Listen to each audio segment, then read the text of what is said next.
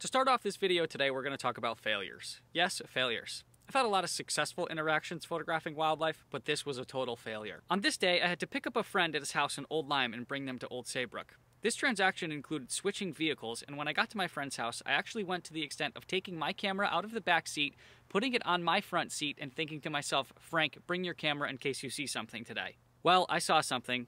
This is one of those moments where you really dislike yourself, but at least I was able to take a selfie with it. Continuing with owls, let's talk about this successful owl sighting. On this day, I was out working, but I had to go back to the shop to grab some tools. When I got back there, again, I had the feeling of, Frank, grab your camera. And literally, less than 2 minutes later, at the end of the driveway at the shop, I spotted this barred owl hanging out on a branch just over the driveway. I really can't get enough of staring at these owls. Look at the face, those eyes, and that puffy body. I was able to get these two beautiful photographs. So this is why you always have the camera in the car. I was just sitting in the office here working today, and Chris, one of the Novak brothers, called me up. He's out on his back property now out hunting for deer, but he called me and he said he saw a barred owl, so let's go see it. Lead barred owl. Going to see it. Barred owl.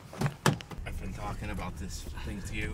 So apparently he's on the driver's side, so we gotta switch seats.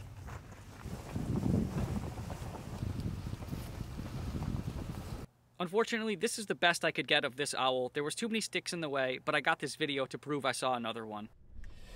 I was just leaving the shop where I work at, and the bookkeeper, Cheryl, gave me a call and told me that she saw the barred owl at the end of the driveway, so I'm quickly turning around, going back to see if I can get a photo.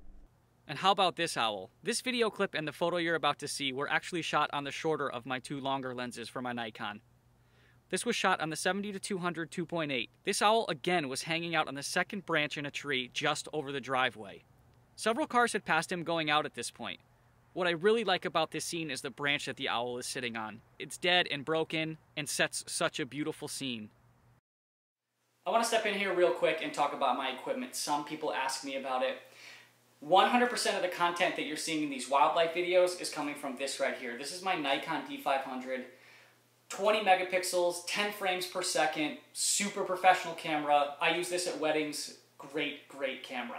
This is my 70-200 2.8, phenomenal lens right here.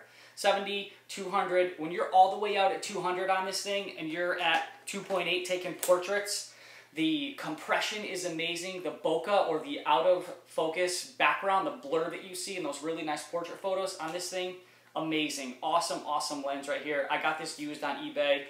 Super happy with it. This is my wildlife bad boy right here. This is my 200-500 5.6, so it's not the best in low light, but 500 millimeters, you can't get much better than that. Pretty reasonable price for this thing right here too. 99% of the video and photos that you see are coming from this lens right here. So a lot of my friends who don't know anything about photography ask me, well, how do you time these photos so perfectly? Like, how do you get the eagle grabbing the fish or the osprey flying right by with everything so perfect? Well, this is how. 10 frames a second is it's hard to miss with 10 frames a second. So I have it set to stop at 50 of those. I think if you're blasting off 50 photos on a bird flying by, you shouldn't own a camera. It'll go up to 200 shots in succession though. That's pretty amazing. So that's what I'm using. That's how I get all of my wildlife photos and video. Of note, also, I am manually focusing this thing on all of my video. Nikon is horrible at video, so I'm sitting there trying to get the birds in focus. If I was to video anything that is moving, it would not work. It would be impossible. Overall, I'm super impressed with this camera. I did have to send it back to Nikon real quick though. Something went wrong in the SD card. The SD card reader went bad. Luckily, their service center is in New York, and I had it back within 10 days. I was pretty happy with that. Great setup right here. Really enjoyed all of these products. Welcome. I'm here at Hammonasset State Park right now, and I just took this photograph. This is a short-eared owl. Super pumped. I haven't seen one of these in person before, but I was walking back to my car. I came here looking for the snowy owl today. I was walking back to my car, and I saw this guy sitting on this pole, and I thought it was an owl. Got a little bit closer. I was able to get this photograph. Short-eared owl. Let's see if we can go get some more photographs of him. He just took off, heading towards the wetlands. I'm going to see what I can get. So I've got him in my sights right now. He's out in these wetlands right here. He just keeps jumping from, he's more down here right now, but he keeps jumping from spot to spot to spot. I'm not close to him, although I might be spooking him. I'm not close to him. I'm just walking the path. He's down in the end right now. Let's see what we can get, if we can get another photograph. And unfortunately, that's it. This was the best photograph that I could get of him out there. I still don't care. This is super cool. Again, I haven't seen this species in person before, so I'm super pumped I get to check this guy off my checklist. And that's the unfortunate thing about wildlife photography sometimes, is that you track that bird for a while, or whatever it may be, and then you get to that spot for a great photograph, and it just flaps those wings or puts those long legs into high gear and just hightails out of there. So regardless, successful day. Now let's talk about some hawks. I used to dream about being able to photograph owls like I have been recently, but I still really enjoy hawks. Here's a red-shouldered hawk that I saw hanging out over the power lines at Fox Hop Yard. Chris had actually told me about this owl, so I slid down there real quick and grabbed these photos.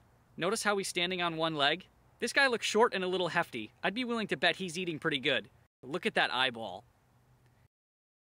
And here's another red-shouldered hawk that was hanging out in my driveway just after a little dusting of snow. One afternoon driving through Rocky Neck State Park, I spotted this Cooper hawk and turned around to go get some photos of him.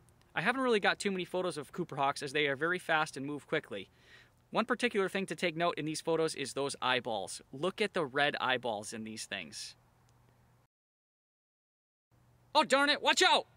Driving around looking for all these hawks and owls, you never know what you'll find. Why'd the beaver cross the road? Pretty easy. He just wanted to take a nap. This beaver I spotted one day photographing Osprey. He had been sleeping for 30 minutes prior to my arrival, then he woke up, started scratching himself, and looked very groggy.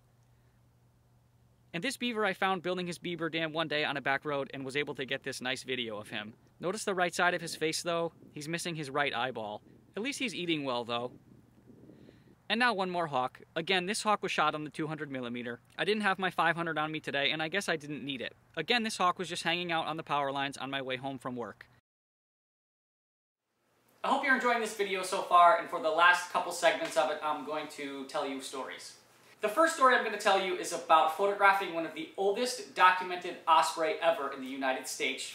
I got such a thrill out of this. I was so excited about this bird at the time, still am, and really hoping that I see this bird again in the spring. So what I'm going to do is just read it from my Instagram post over this past summer. This is one of the oldest osprey ever documented. Seeing as how most osprey have migrated south, I decided that I would share my story about Jerry. After being lucky enough to spend some time with my friend Christopher Rao, by the way, Christopher is an unbelievable wildlife photographer.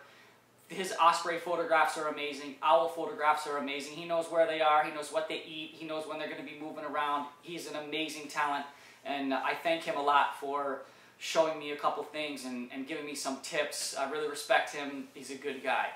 We came across one of the oldest documented osprey in the United States. After watching the bird closely one evening, Christopher had commented that he thought the bird had significant age to it. He took note at how the bird had been moving around a lot on the branch and actually commented saying, "I think that bird might have arthritis in its feet." And we noticed it to be an ambush hunter. We were lucky enough to get some great photographs of that osprey, so much so that we were actually able to get all of the numbers off of the band on its leg. So Chris filed an inquiry about the bird and we got this information back. We found out that the osprey was tagged 6/27/1995 by a man named Jerry. That makes this osprey at the time 22 years old. Ironically, he had found out that this bird had been tagged at channel marker 22 on the Connecticut River, and what makes this even crazier is that 4 of the numbers on the band around its leg were 2222, all in succession. That made this osprey one of the oldest documented osprey ever in the United States, and it's estimated that this bird has traveled over 160,000 migratory miles. I'm really hoping that Jerry is down in Florida or the Carolinas right now, happily hunting some fish, and really hope that we get to see him in the spring.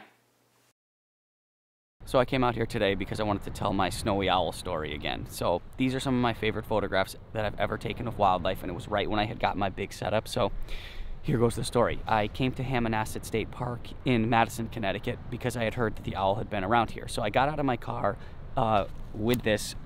A guy could tell that I was out looking for photos. He asked me if I was looking for the snowy owl specifically, so he pointed me in the direction that he heard it was. So I trek 15 minutes out to this trail, I get out there, and there's no snowy owl. So as I was coming back, the man was actually walking out to tell me that he had seen it in a different location, that I should come and grab some photographs of it. So got in my car, drove to where the owl was, and I got this photo. Now, I was quite a distance away, but my first thought, like any photographer, is, Frank, you've got to get a photo of this thing just to prove that you actually saw it. So I really like this photo. You can see how the snow was coming down. I like the neck turn in the owl. It's really cool.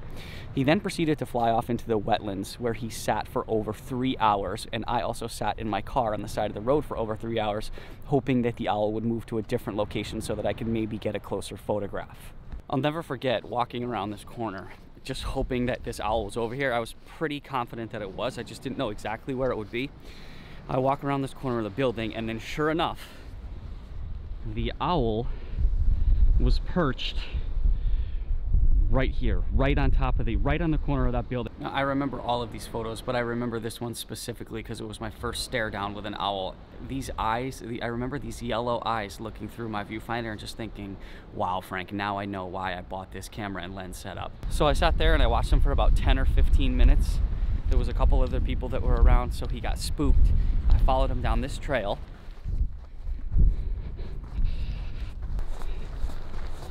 And then I got to this location right here, and the owl was sitting right on this dead branch right over here.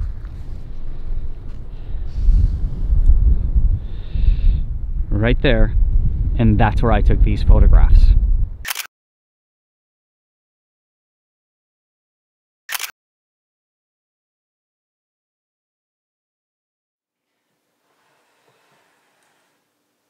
So I want to just jump in here and say thank you so much for watching this video. If you've made it this far, you've made it to the end, I really appreciate you watching.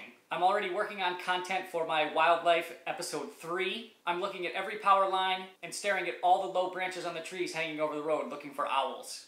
I have a burning desire to create content right now. I love editing video. I love putting these videos together. So please subscribe to my channel. If you like this video, give it a like, and make sure you tap the bell so you get notified when I upload a video.